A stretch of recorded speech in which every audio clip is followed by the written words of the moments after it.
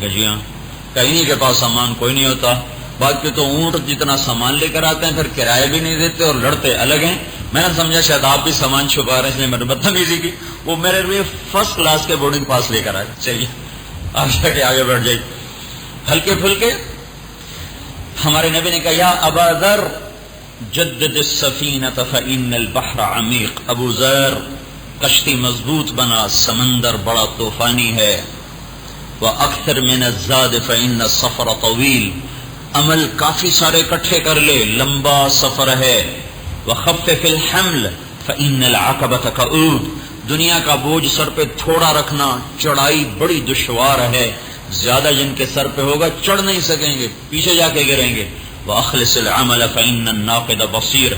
اپنے عمل کو خالص رکھنا، عمل کرنے پرکھنے والے کی نظر بڑی تیز ہے. اب میرے بھائیو، دنیا کے سفر کا تو ہمیں پتا ہے، کراچی جا رہا ہوں، پشاور جا رہا ہوں، ملتان جا رہا ہوں، فیصل آباد جا رہا ہوں. لیکن میری زندگی کا سفر کہاں جا کے ختم ہو رہا ہے، میں کس کے پاس جا رہا ہوں، اس کا علم انسان کے پاس بطور انسان کوئی نہیں. میں کیوں آ گیا دنیا میں؟ ہم نے کوئی درخواست دی تھی کہ ہمیں پیدا کرو؟ اب میں نے کہا تھا کہ اللہ پیدا کر دے. آنکھ کھلی تو دنیا میں موجود پایا. اب ہم مرنا نہیں چاہتے تو کہ مروں گا، ہم موت سے بھاگنا چاہتے کہ مروں گا. جب آنا نہیں چاہتے تھے تو بھیج دیا، اب جانا نہیں چاہتے تھے تو مروں گا. تو کیوں آیا ہوں، کہاں جا رہا ہوں، اس کا سوال کسی کے پاس کوئی.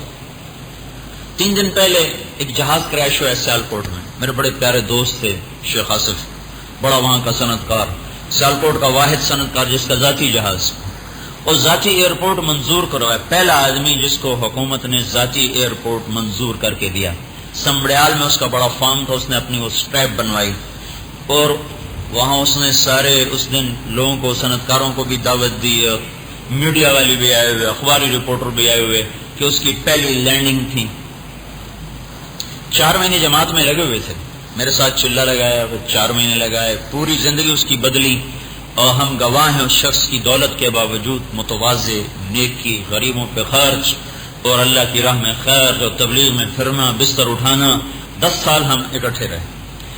لیکن یہ اس کے شوق، میں نے کئی دفعہ کہا یہ کیوں کرو، کجبہ میرا شوق. ایک شعر رکھا ہوا تھا، ایک جہاز کا، یہ میرا شوق ہو، میرا کوئی شوق نہیں، اور میرا کوئی شوق نہیں، میں کوئی نافرمانی کا، بس یہ میرا شوق. اچھا جی چلو شوق.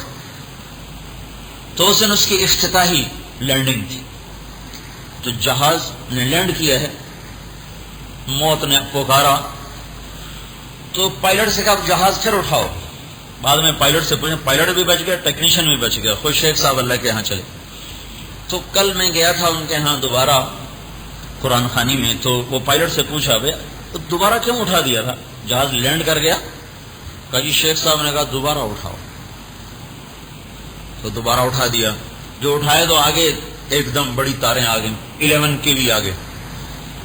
تو اس نے جلدی سے جو موڑا، اس موڑنے میں پتہ نہیں کیا ہوا، اللہ کی تقدیر غالب آئی، جہاز میں نقص ہوا یا کیا ہوا. بہرحال دنیا اسباب کی، دنیا سبب سوچتے ہیں، بس جو لیفٹ پہ موڑا تو سیدھا ایسے ہی چلا ہے. اور ان کی افتتاحی پرواز جو تھی وہ اختتامی پرواز ہو گئی. وہ جو افتتاح تھا وہ اختتام میں بدل گیا. اتنا بڑا جنازہ ہوا اس کا، میں اس کے جنازے پر بھی گیا. ایک دن ہم ایسی گاڑی میں کٹھے جا رہے تھے، مجھ سے کہنے لگا پتہ نہیں کون پہلے مرے کون بعد میں، اگر میں پہلے مر جاؤں میرا جنازہ تم نے پڑھانا ہے. اچھا وہ جوان 40-45 سالوں، تو ٹھیک ہے تو پہلے مر گیا میں پڑھا دوں. تو بہت بڑا جنازہ تھا. پھر میں قرآن خوانی میں گیا، بہت بڑا مجمع تھا. تو میرے بھائیو آپ ذرا سوچو، یہ چاہتا ہوگا کہ میں مر جاؤں، میں اس وقت مر جاؤں، جبکہ سارا میڈیا آیا ہوا ہے اور صنعت کار آئے ہوئے ہیں اور وہاں بڑی ضیافت ہے. تو کوئی ہے جو ایسے توڑ دیتے، کوئی ہے جو ایسے توڑ دیتے. ساری دنیا کو فتح کرتا ہوا سکندر یونانی واپس جا رہا ہے، 33 سال کی عمر، وہ فتوحات کا جھنڈا سر پہ لہرا رہا ہے. عراق پہنچا 13 جون، شدید گرمی، دوپہر کا وقت، 353 قبل مسیح، عیسیٰ علیہ السلام سے 353 سال پہلے 13 جون کی گرم دوپہر میں بستر پر لیٹا ہوا تڑپ رہا تھا اور کہہ رہا تھا کوئی ہے. جو مجھ سے میری ساری حکومت لے لے اور مجھے اتنا وقت دے دے کہ میں مقدونیہ پہنچ جاؤں، میں گھر پہنچ جاؤں۔ اللہ تعالیٰ نے کہا نہیں بدبخت، تجھے یہی موت دوں گا چوہے کی طرح، ان لاکھوں انسانوں کا خون پینے کے بعد تجھے گھر دیکھنا بھی نصیب نہ ہوگا۔ تو میرے بھائیوں، کس نے بھیجا، کیوں بھیجا، اور موت کے بعد کہاں جا رہے ہیں، ان سوالوں کا جواب انسانوں کے پاس کوئی نہیں۔ یہاں آ کر انسانی علم خاموش۔ اس راز سے پردہ اٹھایا ہے اللہ نے اور واسطہ بنایا حضرت محمد صلی اللہ علیہ وسلم کو کہ انہوں نے ہمیں، پہلے اللہ نے یوں انداز کیا، افحسبتم انما خلقناکم عبثا، کیوں میرے بندو تم ایسے ہی میں نے پیدا کر دیا، ایسے ہی بیکار خالی جہازوں کی نگرانی کرتے رہو اور ڈیوٹیاں دیتے رہو، بس اتنے کام کے لیے دنیا میں آئے ہو۔ پھر دوسری آیت، ایحسب الانسان ان یترک سدی، کیا خیال ہے تمہارا موت کے بعد تم مٹی ہو جاتے ہو، تمہیں کوئی نہیں پوچھے گا؟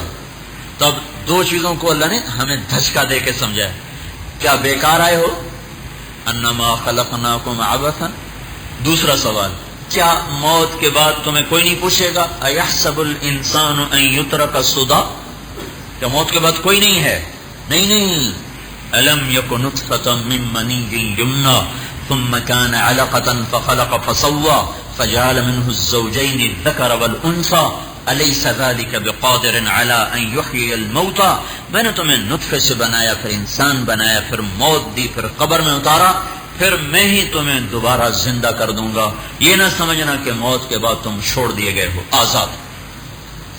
تو ہمارے اور اللہ کے تعارف میں، ہمارے اور اللہ کے درمیان حضرت محمد صلی اللہ علیہ وسلم کو اللہ تعالیٰ نے واسطہ بنایا، آپ کے علم کو کامل اکمل کر کے ہمیں سفر بھی سمجھایا، منزل سمجھائی، سفر کا طریقہ سمجھایا، سفر میں جو چیزیں مضر ہیں ان سے بچنے کا، آپ تیل نہیں لے جا سکتے، گھی نہیں لے جا سکتے، کانٹے نہیں لگے ہوتے، یہ نہیں لے جا سکتے، یہ نہیں لے جا سکتے، یہ نہیں لے جا سکتے، ہمیں کیا خبر تھی کہ موت کا سفر کیسے کرنا ہے اور کیسے بچا کے اللہ تک پہنچنا ہے۔ ان سارے رازوں سے پردہ اللہ کے نبی نے اٹھایا۔ ساری دنیا کے سائنسدان حیران ہیں یہ دنیا کیسے بن گئی، کیونکہ اللہ کو ماننے پر تیار نہیں۔ اللہ کو مانے تو پھر دین ماننا پڑتا ہے، تو اللہ کو ماننے پہ تیار نہیں اور حیران ہے یہ بنا کیسے، یہ کس نے بنایا؟ اور ہم پر اللہ نے احسان کیا، ہمارے نبی کے توفیل، ہمارا بچہ کہتا ہے زمین اللہ نے بنائی، آسمان اللہ نے بنایا۔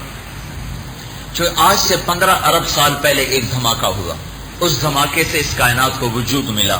تو آسٹریلیا کا ایک سائنسدان ہے، پال ڈیوس اس کا نام ہے، وہ کہتا ہے اگر اس دھماکے میں 1 سیکنڈ کے 10 لاکھ خرب حصے کیے جائیں، اگر 1/10 لاکھ خرب سیکنڈ، 1 سیکنڈ کے تو 4 حصے کرنے مشکل ہیں، تو 1 خرب اور 1 خرب نہیں 10 لاکھ خرب، 1 سیکنڈ بٹا 10 لاکھ خرب حصے اگر کیے جائیں تو اس 10 لاکھ خرب میں حصے کے برابر اگر اس دھماکے میں کوئی چیز آگے پیچھے ہوتی تو یہ کائنات ساری ٹوٹ پھوٹ کے فنا ہو جاتی۔